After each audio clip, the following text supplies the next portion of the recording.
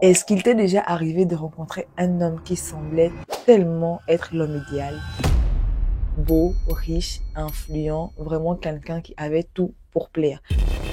Mais malheureusement, en apprenant à le connaître, tu t'es rendu compte. Non, en fait. Viens qu'on en parle. Hello tout le monde, j'espère que vous allez bien. Si tu ne me connais pas encore, c'est normal. Moi, c'est Evelyne Marie-Claude alias Evelyn Talks. Sur ma chaîne, on parle de beauté, de féminité, de confiance en soi, d'estime de soi, tout ce qui tourne autour du développement personnel. Et si ces sujets t'intéressent, n'hésite pas à t'abonner, à commenter, à partager, à liker, à activer la cloche de notification pour ne rater aucune de mes vidéos parce que oui, je suis ta youtubeuse préférée. Générique.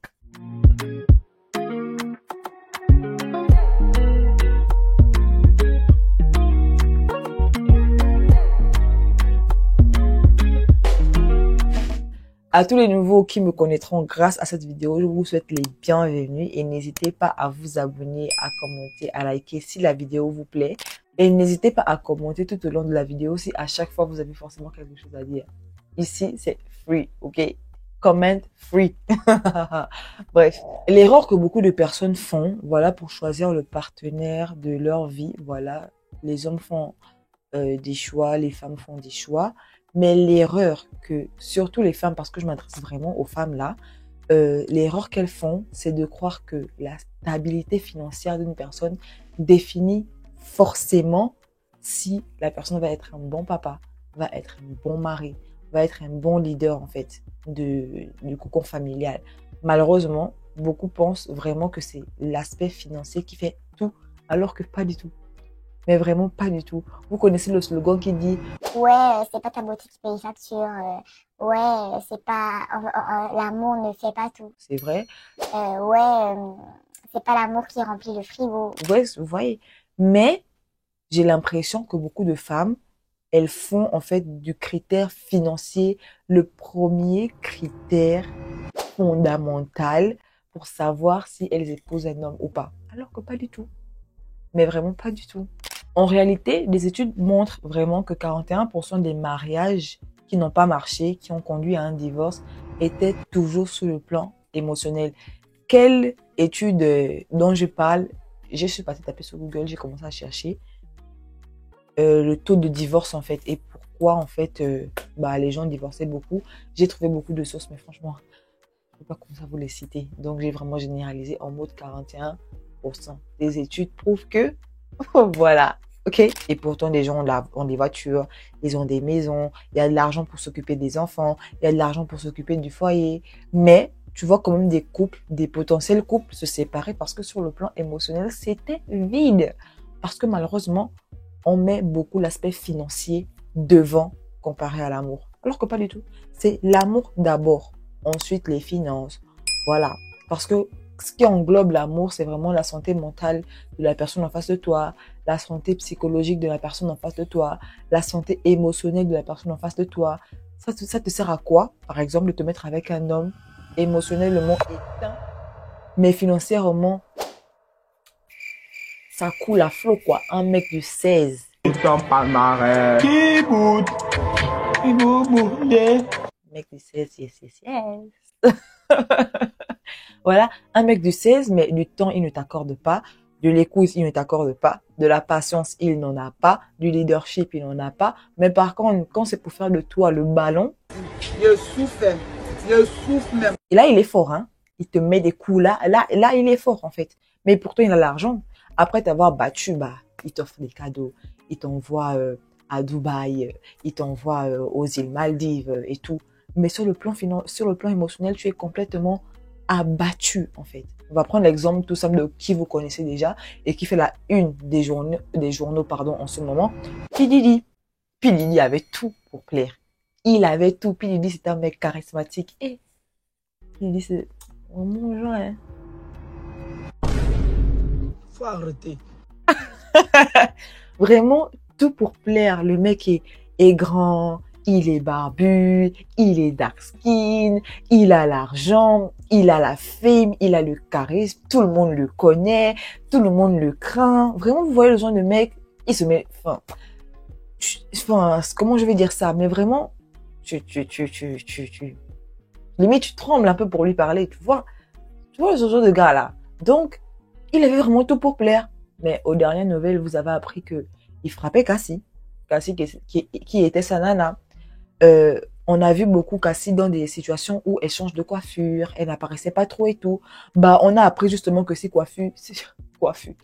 Cassie s'était coupé les cheveux, c'est parce que P. Diddy la frappait constamment et lui causait des fractures à la tête et tout. Et du coup, bah, pour camoufler ça, bah, elle coupait ses cheveux pour faire croire que c'était la tendance, qu'elle voulait forcément changer de tête et tout. C'est quelqu'un d'émotionnellement instable, hormis le fait que, voilà, c'était un violeur et tout. Et moi, je veux pas trop courir, hein. On sait tous ici que c'était pas bien. Il y a des preuves, il y a des audios. Ne me dites pas que c'est faux. Voilà, ok?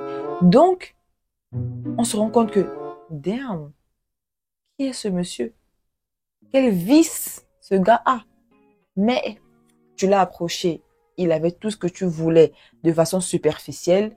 Tu n'étais pas attardé à savoir si c'était un homme émotionnellement stable. Non, tu as juste vu l'argent, la fame, et tu t'es arrêté à ça. Tu t'es dit, ah ouais, ça fera un bon mari. Et vous souffrez. Et là, si on sort même du contexte de P. Diddy, enfin, dans la vie en général, enfin, des personnes pas forcément connues, il y a des hommes, vous ne creusez pas assez, en fait. Vous arrêtez juste au fait qu'il a une voiture, il pourra vous déposer au travail, il pourra déposer les enfants au travail, que ce monsieur a une maison et enfin, il va vous donner une forme de sécurité et tout. Enfin, le monsieur a tout. Mais quand vous entrez dans le mariage, c'est tout autre chose. On va aussi justement laisser un peu le côté violent parce que tous les mecs ne sont pas forcément violents. Mais émotionnellement, c'est pas ça. Il ne t'écoute pas. Tu parles, il parle. Vraiment, il y a aucune écoute. Limite, tu as l'impression de parler à un mur, en fait. Je ne parle pas des situations où dans une relation, vous pouvez atteindre un niveau où vous ne vous comprenez pas. Ça, c'est les problèmes de couple, on sait ça. Mais tu sais déjà de base que la communication, c'est bad. Laissez ça là. Actuellement, il n'y a plus à faire de rossignol pour dire que tu es charmé. Tu peux pas charmer, il n'y a pas d'homme qui est mignon. Surtout dans les débuts des relations, où tout doit être rose, tout doit être beau, la communication doit être flex. Dès le début, pour toi, c'est la mort. Vous commencez à vous disputer, vous commencez déjà à vous crier dessus, vous allez même jusqu'à vous insulter. Pourquoi avec un gars qui t'insulte, maman? Donc, parce qu'il a l'argent, tu préfères qu'il t'insulte de tous les noms. Non, mais attends. Voilà. Donc, il y a des mecs, l'écoute, c'est pas ça, il sait pas t'écouter. Quand tu lui fais un reproche, il va commencer à se mettre sur la défensive. Il va pas chercher à te comprendre. Il va pas chercher à comprendre ce que tu veux dire. Il va pas chercher à comprendre ce que tu ressens. Non, il va justement se justifier, histoire de se dédouaner. Une personne qui ne te fait jamais d'attention, même pas un cadeau, même pas une fleur que il pas même cueillir dans le jardin, rien du tout. Lui, son rôle s'arrête à te donner l'argent, faire le marché, s'occuper des enfants, te faire des enfants. C'est tout. Les colocataires que vous pensez être, en fait. Je dis ça, je dis rien. Je suis tombée sur une étude de l'université Harvard qui disait que le facteur clé même des relations, non, c'est la stabilité émotionnelle. Même avant d'aller dans le couple, regardez un peu la qualité de vos amitiés. Vous pouvez avoir des amis vraiment, tu te demandes, mais comment j'ai fait pour être ami avec la personne? Non, c'est trop. C'est trop. La personne ne t'écoute pas. En fait, vous sentez vraiment que c'est pas votre place, mais vous insistez justement, vous fermez les yeux parce que vous voulez garder des relations amicales ou amoureuses.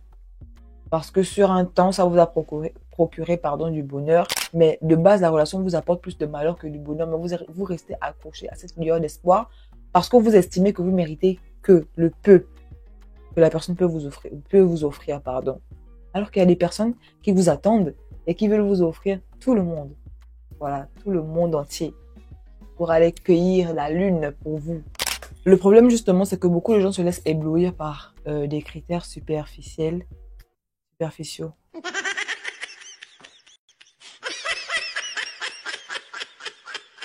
Pensez tout c'est possible, c'est celui qui croit. Au long de la persévérance, celui qui a persévéré. Tout ce qui brille n'est pas de l'or. Vous connaissez l'expression. On ne vous apprend rien. Mais à chaque fois, on ne vous apprend rien, mais vous faites toujours les mêmes bêtises, en fait. Ce que j'essaie de vous faire comprendre, c'est que ne chauffez pas. Vous faites toujours les mêmes bêtises. Madame, tu veux tout. Tout. Tu te retrouves dans une relation où tu es le punching ball de quelqu'un, mais comme la personne après t'offre des cadeaux, t'offre le monde, ça y est, tu n'aurais pas levé. Quoique après, ça peut aussi être un syndrome de Stockholm ou bien une certaine emprise. Quelle emprise aussi, même vous aimez souvent abuser. Justement, ça revient à une de mes vidéos là, le syndrome de la sauveuse. Le fait de vous dire en fait que ouais, à un moment donné, la personne va changer pour moi, c'est ça. La personne ne va pas changer pour vous. Arrêtez de croire que vous êtes la personne la plus spéciale du monde. Encore, ça revient justement encore à une de mes vidéos, voilà, où que je disais, voilà, vraiment, tu n'es pas la personne spéciale que tu penses être. Tu n'es pas l'exception. Comment ça te met ça dans la tête que tu n'es pas l'exception. Et tu verras que la vie, franchement, te sourira. Voilà. Parce qu'à trop vouloir être l'exception, on en devient vraiment orgueilleux de se dire que grâce à moi, quelqu'un va changer. Non, pas du tout. Les gens n'ont pas forcément besoin de vous dans leur vie pour changer. C'est juste un rappel, quoi. Franchement, les girls, il y a beaucoup de signaux qui montrent en fait que bah tout ce qui brille n'est pas de l'or. Franchement, le manque de communication. Peu importe le nombre de sacs Hermès qu'il peut t'offrir, ou je sais pas, les balmains qu'il peut t'offrir. Si la personne émotionnellement n'est pas présente, vaut mieux tu pars, c'est mieux. Même si tu vas trouver quelqu'un avec qui tu vas te battre, c'est mieux. C'est mieux. Au moins la personne t'offre, pardon. Au moins la personne t'offre en fait le bonheur. La personne te fait rire. La personne, franchement, est présente. Tu sens vraiment que oui. Oui. Et puis la richesse, vous allez la travailler ensemble.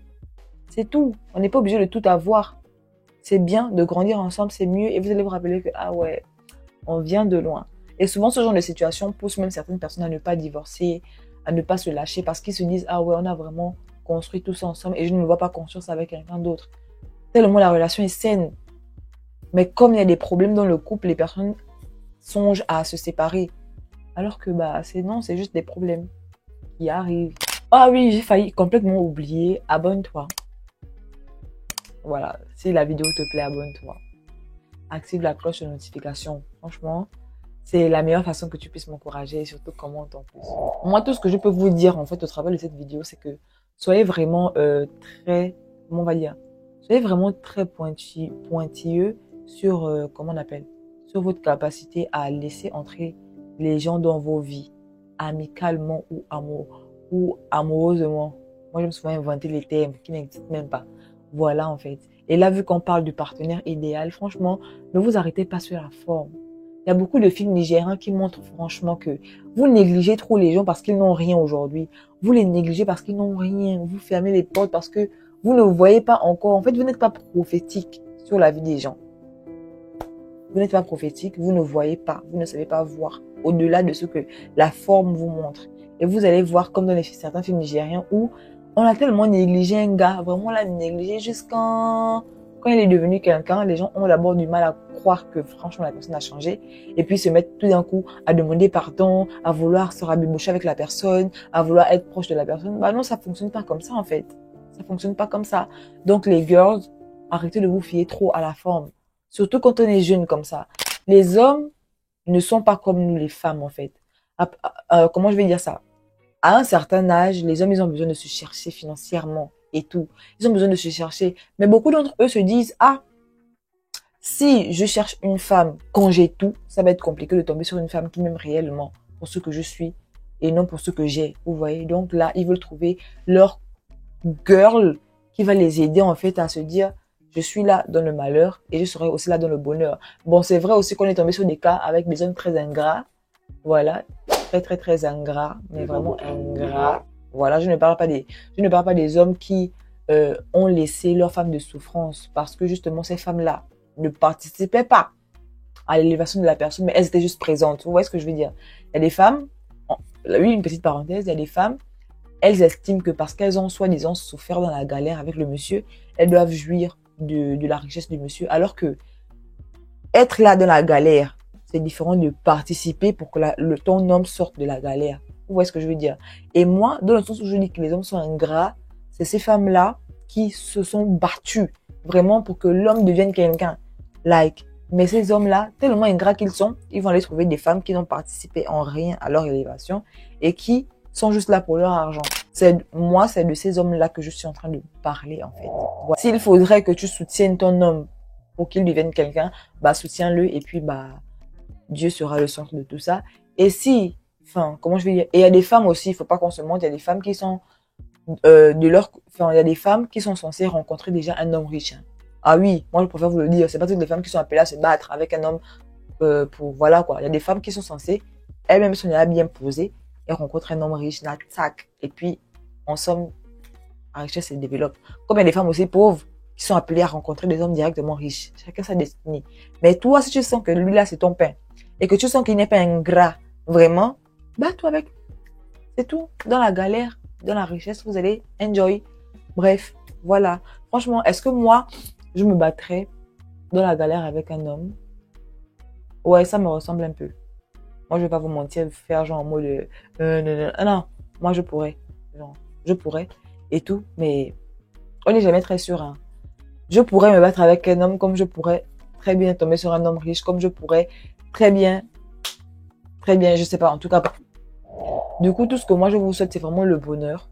Je refuse que vous tombiez sur, que vous soyez des personnes superficielles et vous appelez à vous des personnes aussi superficielles. Et après, pour regretter devant, creusez votre caractère pour que vous sachiez vraiment ce que vous voulez aussi dans votre vie, que ça soit amicalement ou amoureusement. Comme vous savez, j'aime toujours inventer des mots. Bref, que voilà quoi, je vous souhaite tout le bonheur du monde parce que vous le méritez. Voilà. Et ceux qui ne le méritent pas, bah devenez des personnes qui méritent le bonheur. En tout cas, c'est la fin de cette vidéo. J'espère qu'elle vous aura plu. Tu connais déjà ce qu'il faut faire quand elle t'a plu, pardon. Bah tu commentes. J'ai carrément voulu dire, tu sais ce que tu dois faire si elle ne t'a pas plu. Dans tous les cas, c'est la même chose. Tu commentes, même si la vidéo ne t'a pas plu. Commente, tu dis que ça ne m'a pas plu ou je n'ai pas aimé. Au moins, tu as commenté. Voilà. Des cœurs en commentaire. Un like. Partage. Voilà. Et puis, active la cloche de notification. Bref. Que le Seigneur vous bénisse. Passez une excellente journée comme une excellente soirée. Voilà. Peu importe le moment auquel vous regardez cette vidéo. Et voilà. Dormez bien ou réveillez-vous bien. Bonne journée.